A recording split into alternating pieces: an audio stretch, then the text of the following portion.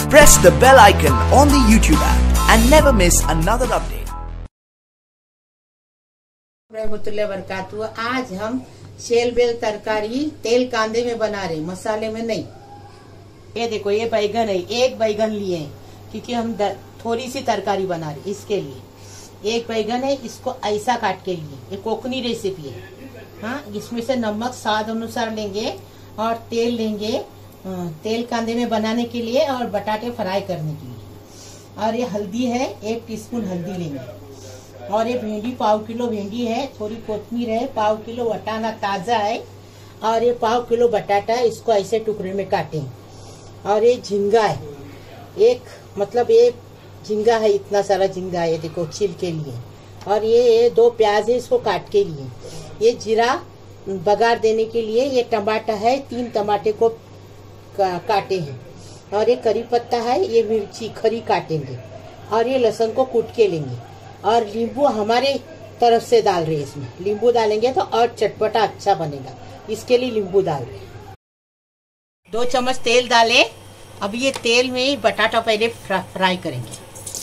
बटाटे को छील के धो के, ये देखो ऐसा टुकड़ों में काटें।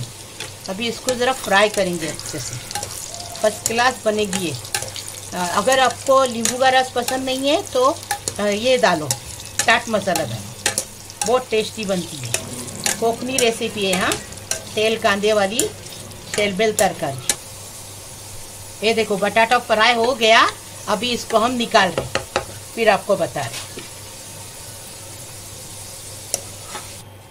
ये देखे, ये लहसुन अक्खा 1 लहसुन दिए हैं, ये देखे। अभी ये इसमें तड़के में डालेंगे।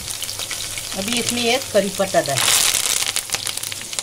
डालेंगे और ये जीरा डालेंगे।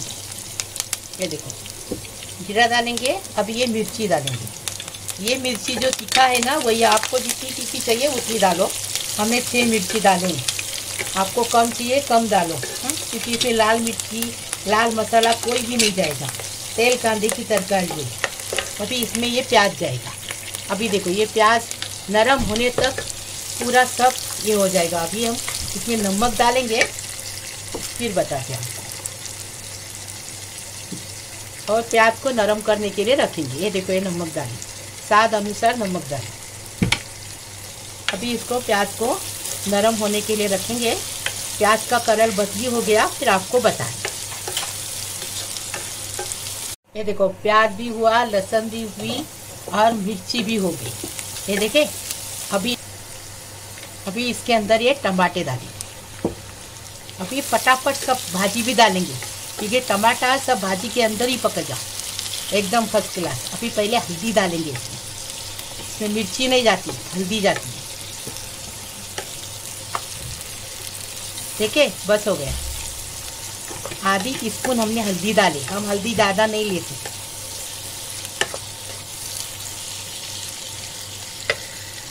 हल्दी डाले। अभी ये वटाना डालेंगे,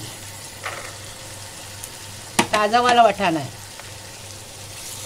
फ्रिज में रखने के बाद आँख आए हैं, ताज़ा है लेकिन।